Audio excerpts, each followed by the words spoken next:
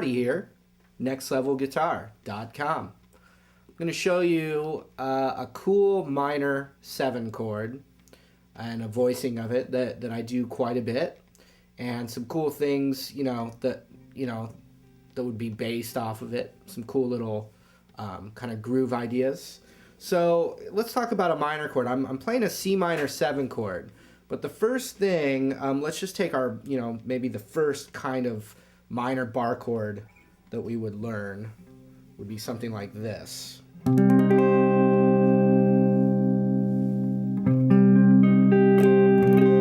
I still use that chord.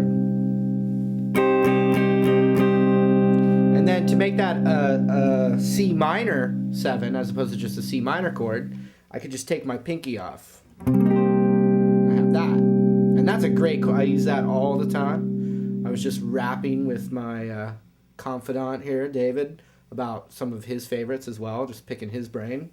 And, we both agree that this one's great.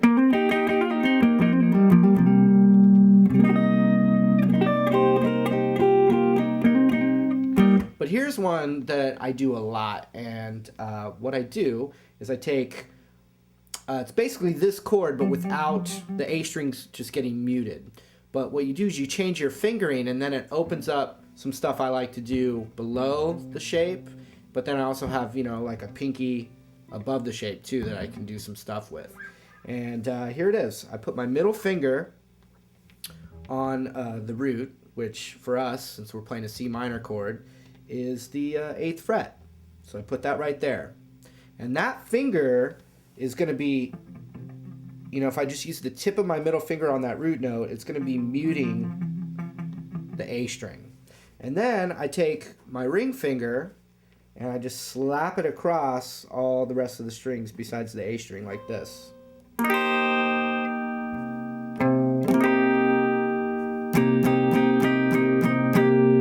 a real jazz way. It's a jazz.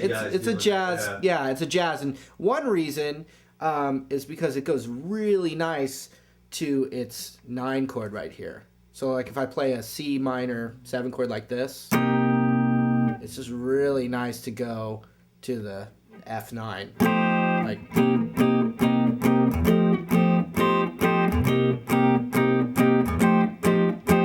but I could also do,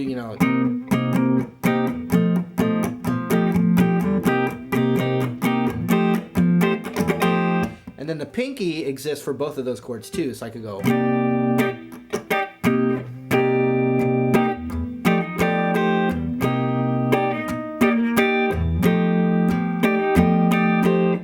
And then also it's cool for just...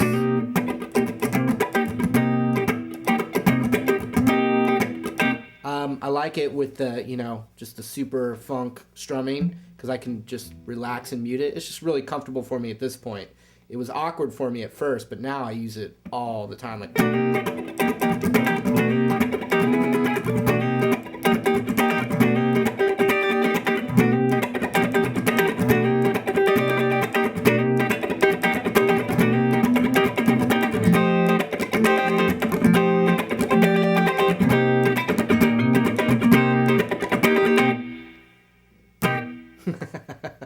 Alright, so there it is. So the pinky a whole step up. That would be called a C minor 9. Another cool thing that I do from this shape is I scoop my ring finger over a string, which leaves the D string open, and I get my first finger on the 7th fret of the D string. Now that would be called a C minor 6 chord. And it's really nice in the funk kind of groove, like...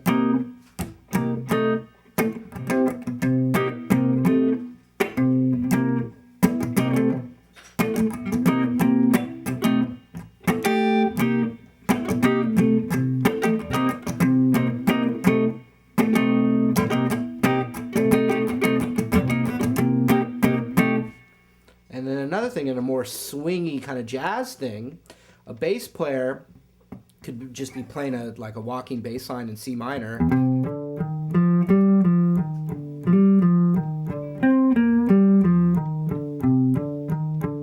Actually, I'm going to loop that right now.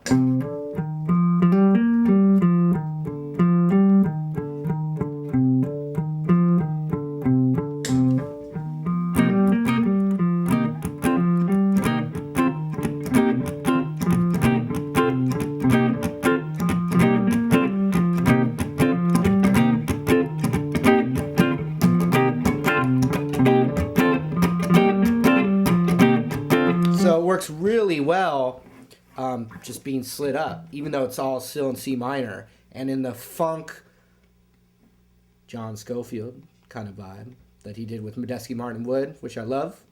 If you hadn't heard of that stuff, that's a big part of my playing. This kind of thing.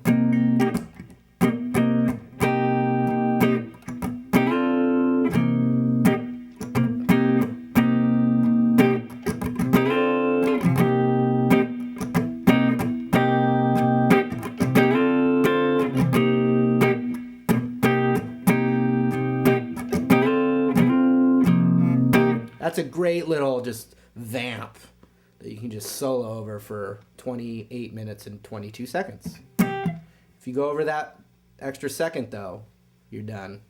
That's the limit I found. Okay, so the last thing, which is really fun, is that we have a bit of the extended scale of the C minor pentatonic.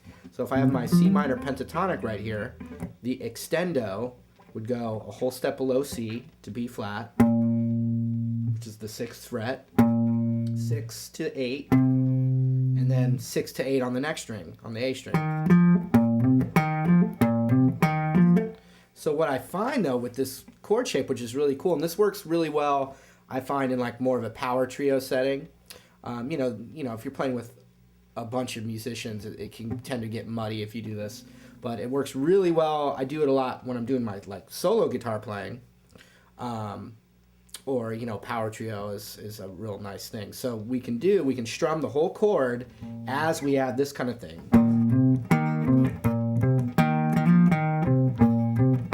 It's a little weird. It's kind of I'm using my first finger and my middle finger a whole step apart, which really only Django Reinhardt really did a lot of that stuff, but that's a different story. So, but I'm strumming the whole chord.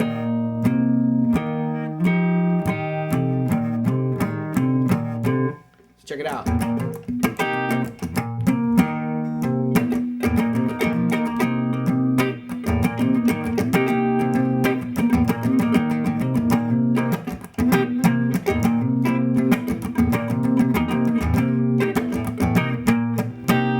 If you know what your bass player, what kind of line your bass player is playing, sometimes you can match it up with him right there, and that's cool too.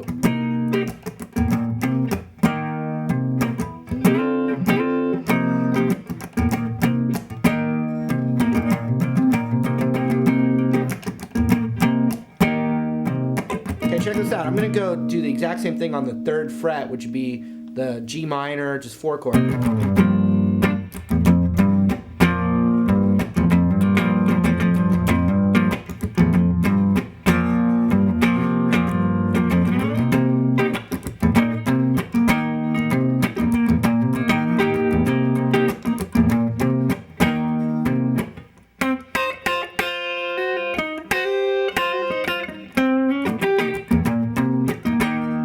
That was another lesson I threw in there for fun.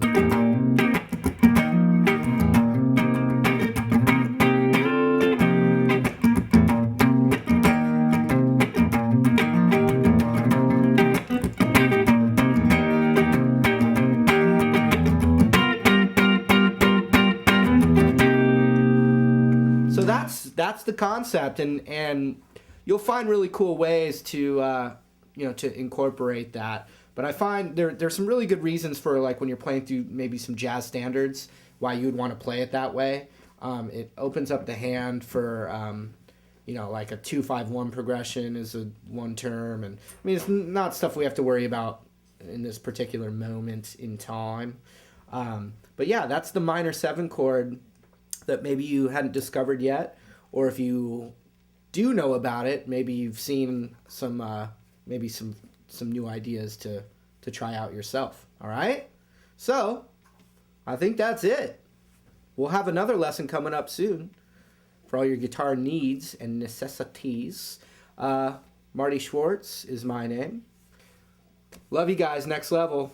Be our friend. We'll see you on the next lesson.